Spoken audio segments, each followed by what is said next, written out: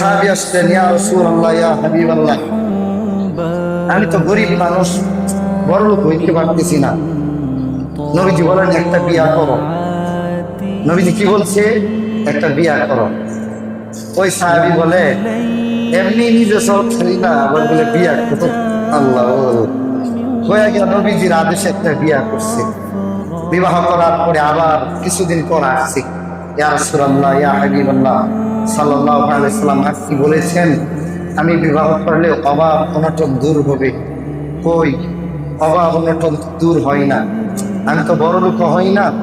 ওই যারা বিদেশ করে তারা কি বলে জানেন?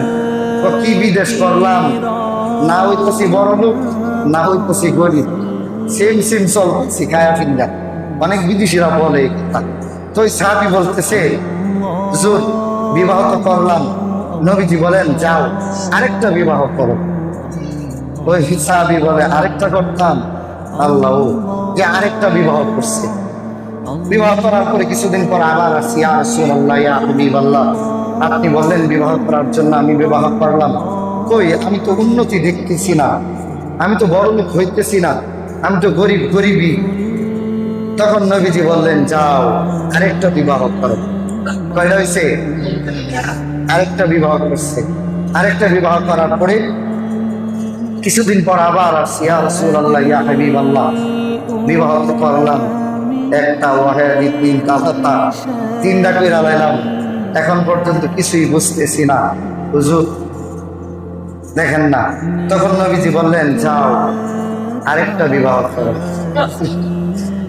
সুবহানাল্লাহ, আরেকটা বিবাহ করো। এই কথা বলার পরে সে গেছে, সেই সাহাবী গেছে, প্রসিদ্ধ হাদিস, সাহাবী গিয়ে আরেকটা বিবাহ করলেন। বিবাহ করার পরে কিছুদিন পর আর আসে না, আর কি করে না। নবীজি ভাবতেছে হয়তো আমার প্রতি রাগান্বিত হয়ে বিরক্ত হয়ে গেছে। অনেকদিন হয়ে গেল ওই সাহাবী আর রাসূলের দরবারে আসে না। কিছুদিন পর অনেকগুলো উট নিয়ে, উটের মধ্যে ওই সম্পদ, গম, আটা, জব, এইগুলো নিয়ে আসছে। রাসূলের দরবারে এসে বলতেছে, আসসালামু আলাইকুম ইয়া হাবিবাল্লাহ, ইয়া রাসূলুল্লাহ, আমি এসেছি আপনার দরবারে, আলহামদুলিল্লাহ আপনার কথার উপর আমল করেছি। এই যে সম্পদগুলো দেখতেছেন, এটা হলো মালের যাকাত। সুবহানাল্লাহ, রাসূল আমি এত বড় লোক হয়েছি, এটা হলো মালের যাকাত, এর যাকাত। এই যে আপনার কথা অনুযায়ী আমল করেছি, এটা হলো মালের যাকাত।